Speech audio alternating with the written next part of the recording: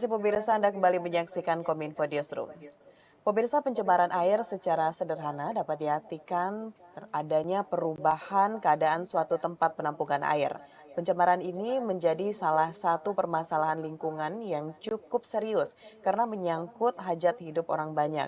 Nah, tentunya pemirsa, oleh karena itu dibutuhkannya pengelolaan sumber daya air yang tepat dan juga cermat, salah satunya dengan pendirian ekoriparian. Lalu pemirsa, seperti apakah konsep dari ekoriparian ini? Untuk membahasnya lebih jauh, saat ini kita sudah bersama dengan Direktur Pengendalian Pencemaran Air Ditjen PPKL Kementerian LHK, Ibu Neti Widayati. Assalamualaikum, selamat malam Ibu Neti.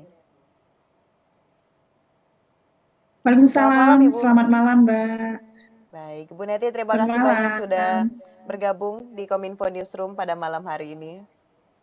Baik, Bu Neti, kita langsung pada pembahasan saat ini mengenai pengelolaan sumber daya air dengan pendirian ekoriparian. Nah, ini masyarakat masih banyak pasti Bu yang belum mengetahui sebenarnya yang dimaksud dengan pengelolaan air ekoriparian itu seperti apa. Mulai dari konsepnya, ini mengapa perlu adanya pendirian dari pengelolaan air ekoriparian ini, Bu?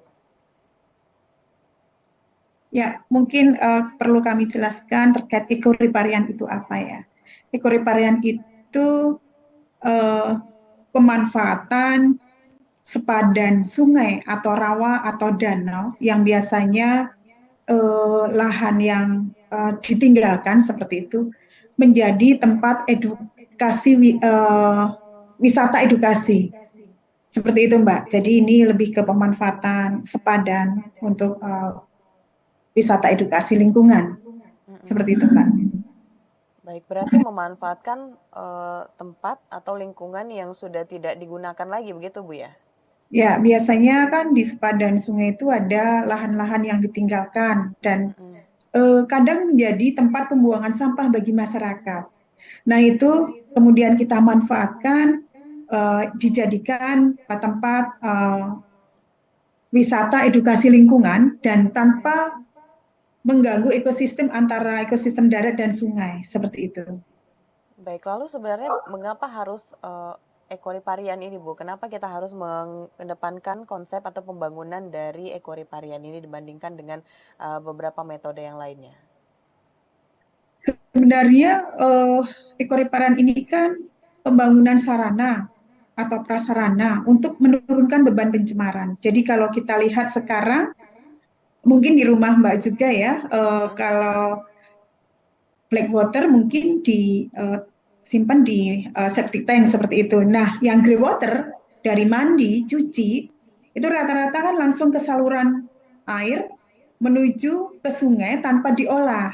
Nah, inilah yang kita kelola, kita buatkan fasilitas IPAL untuk mengolah air limbah tersebut sehingga sebelum dibuang ke badan air penerima itu sudah diolah dulu sehingga terjadi penurunan beban pencemaran yang Mm-mm. akhirnya perbaikan kualitas air. Selain itu juga ada fasilitas lain. Jadi waktu mau membangun ekoriparian kita identifikasi dulu sumber-sumber pencemarnya itu apa. Oh, ada tadi yang air limbah domestik dari masyarakat, kemudian sampah misalnya. Jadi di sini juga kita buat fasilitas untuk pengelolaan sampah juga. Dan tentunya juga agar ini nanti berlanjut, kita buatkan fasilitas untuk pemberdayaan masyarakat. Jadi konsepnya perbaikan fungsi lingkungan dan pemberdayaan masyarakat. Sehingga ke depannya ini akan sustain seperti itu.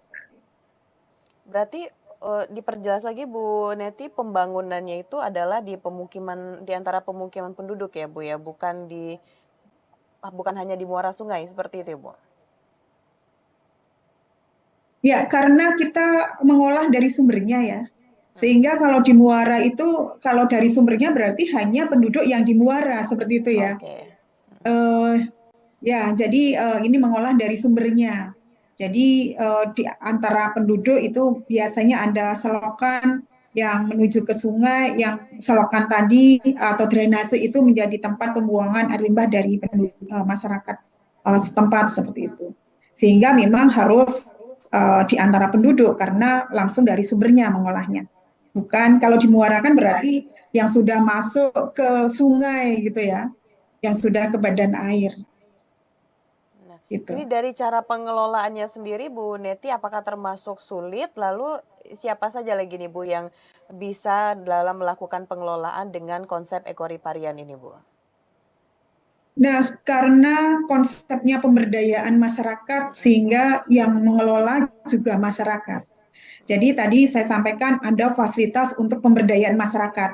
Ini sebagai contoh yang kami bangun di uh, Bintang Alam Karawang itu kita tata sehingga itu bisa di apa namanya disewakan menjadi tempat apa pesta, kemudian ada kafe yang sebagai tempat jualan dan ini bisa untuk tempat diskusi masyarakat maupun anak-anak muda gitu ya. Hmm. Sehingga ada pemberdayaan masyarakat karena ada pemberdayaan masyarakat.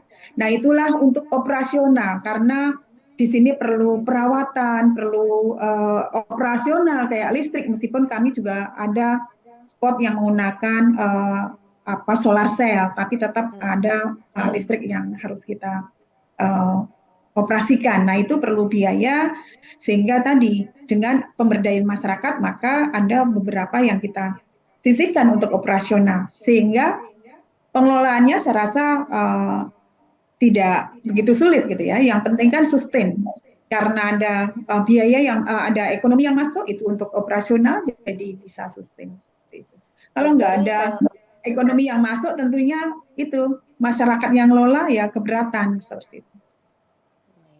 berarti di samping pengelolaan untuk lingkungan tadi, kita juga melihat dampak ekonominya untuk masyarakat begitu ya Iya, Bu. Nah, dari iya. KLHK sendiri Bu Neti sudah berapa lama ini memperkenalkan dari pengelolaan air ekoriparian ini?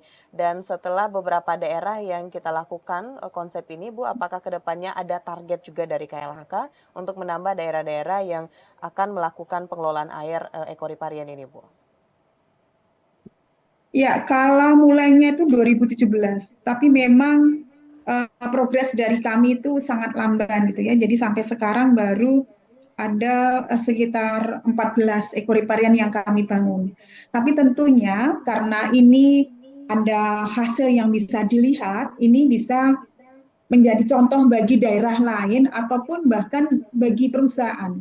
Jadi dengan contoh-contoh ini yang berhasil menurunkan beban pencemaran, yang berhasil memberdayakan masyarakat, sehingga ini dicontoh oleh perusahaan. Jadi ini sudah banyak perusahaan yang mencontoh ini, mereplika ini di daerahnya. Kemudian banyak juga dari pemerintah daerah yang mereplika ekoriparian ini di daerahnya masing-masing. Nah, yang dari perusahaan dan pemerintah daerah ini kami sedang kolek berapa yang sudah terbangun. Baik, menarik sekali Bu ya. Berarti dari masyarakat yang mengelola sudah Ya. menjadi contoh juga bagi perusahaan dan juga pemerintah untuk bisa menerapkan konsep dari pengelolaan air ekoriparian yang seperti Bu Neti sampaikan tadi. Baik, ada tantangan nggak Bu? Ada hambatan nggak Bu selama pengelolaan air ekoriparian ini di setiap daerah di Indonesia Bu? Ya, tantangannya karena tadi pengelolanya adalah masyarakat. Tentunya karakter masyarakat dari satu lokasi, satu daerah dengan daerah lain berbeda. Sehingga pendekatannya juga harus berbeda. Jadi ini bagaimana kita melakukan pendekatan kepada masyarakat untuk melakukan pengelolaan ini. Karena ini juga perlu dilakukan training gitu ya, training kepada masyarakat. Karena ini ada fasilitas IPAL yang untuk mengolah air limbah. Nah, ini juga perlu keterampilan yang kita berikan kepada masyarakat. Nah, ini berbeda-beda. Kemudian tadi ada fungsi ekonomi ini juga berbeda-beda, tergantung Ya. oh daerah ini maunya karena lahannya juga ya, karena lahannya misalnya di daerah pertanian sehingga untuk ekonominya juga terkait pertanian. Baik, Ibu ini terkait dengan pengelolaannya. Nah, ini sudah di Ibu Neti sampaikan tadi bahwa ini adalah yang mengelola tentu masyarakat. Selain masyarakat, siapa lagi Bu yang kita libatkan dalam pengelolaan air ekoriparian ini Bu? Ya, yang mengelola full itu memang masyarakat. Cuman memang apa dinas lingkungan yang di daerah setempat itu menjadi pembinanya. Mm-mm. Seperti itu. Jadi bagaimana mengoperasikan, kemudian nanti kan ada fungsi ekonominya itu juga semuanya masyarakat. Jadi kami membentuk kelembagaan. Jadi di setiap ekoriparan itu ada kelembagaan yang mengelola yang terdiri dari masyarakat setempat. Baik, Seperti itu. tantangan atau hambatan selama KLHK ini menjalankan program tersebut, apa saja kira-kira Bu hambatan dalam pengelolaannya? Ya, karena yang mengelola tadi masyarakat, tentunya tantangannya adalah karakter masyarakat dari daerah satu dengan daerah lain berbeda-beda, Iya. sehingga pendekatannya juga kita harus menyesuaikan sesuai dengan karakter masing-masing. Jadi ada yang susah gitu ya, bagaimana mengajari mereka untuk mengoperasikan IPA sendiri misalnya. Itu karena background pendidikannya juga berbeda-beda, karakternya berbeda-beda, sehingga kita juga harus mendekati, membimbing masyarakat untuk mengelola ini dengan pendekatan yang berbeda-beda.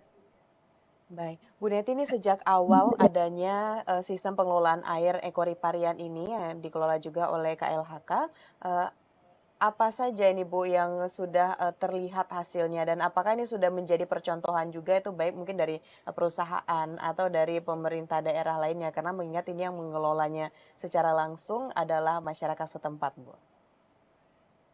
Ya, kalau manfaatnya tadi karena ada sarana untuk pengolahan air limbah, kemudian ada sarana untuk pengelolaan sampah, sehingga tentunya ada penurunan beban pencemaran ke badan air penerima yang akhirnya badan air penerima kualitasnya membaik. Jadi yang tadinya air limbah tanpa diolah dibuang langsung ke sungai, nah ini diolah dulu sehingga bebannya menurun, kualitas air membaik. Begitu pula dengan sampah yang lahan-lahan yang kita manfaatkan ini biasanya dipakai untuk membuang sampah. Nah, ini sampah kita kelola juga.